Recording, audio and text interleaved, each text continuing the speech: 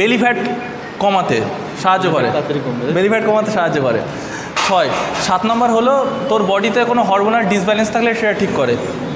7 নম্বর হলো তোর নি বা হাঁটু বা আর কোমরে যদি জয়েন্টের প্রবলেম থাকে বা অ্যাঙ্কেলে কোনো যদি ব্যথা থাকে সেইগুলো রিমুভ করতে সাহায্য করে।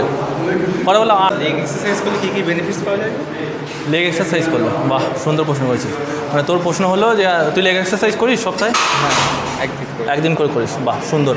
তো গ্রেট কোশ্চেন। লেগ এক্সারসাইজ করলে কী কী বেনিফিট আগে তোকে বুঝতে হবে যে আমার বডিতে সবথেকে যদি বেশি মাসেল কোথায় থাকে, যদি থাকে কেউ সেটা হলো কোথাও, সেটা হলো আমাদের লেগ মাসেলে।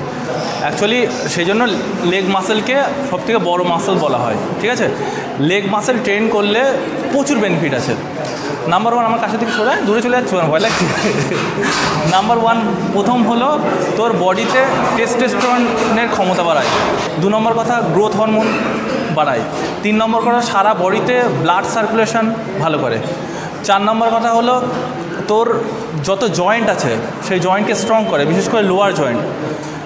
5 নম্বর হলো মেটাবলিজম হাই করে দেয়। মেটাবলিজম আছে অ্যাকচুয়ালি ক্যালোরি বার্ন করতে বা ফ্যাট লস করতে সাহায্য করে, ওটা বললাম 5।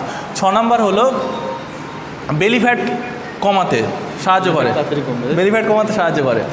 6, 7 নম্বর হলো তোর বডিতে কোনো হরমোনাল ডিসব্যালেন্স থাকলে সেটা ঠিক করে। 7 নম্বর হলো তোর নি বা হাঁটু বা আর কোমরে যদি জয়েন্টের প্রবলেম থাকে বা অ্যাঙ্কেলে কোনো যদি ব্যথা থাকে সেইগুলো রিমুভ করতে সাহায্য করে। পরে হলো 8। 9 নম্বর হলো অ্যাকচুয়ালি তুই লেগ মাসেল এমন একটা যেটা লোয়ার মাসেলকে তুই ট্রেন করলে অ্যাকচুয়ালি তোর পুরো বডি তো লেগের ওপরেই দাঁড়িয়ে আছে। তো লেগটাকে তুই যদি ট্রেন করিস তোর আপার বডি অটোমেটিক্যালি স্ট্রং হয়ে যায়।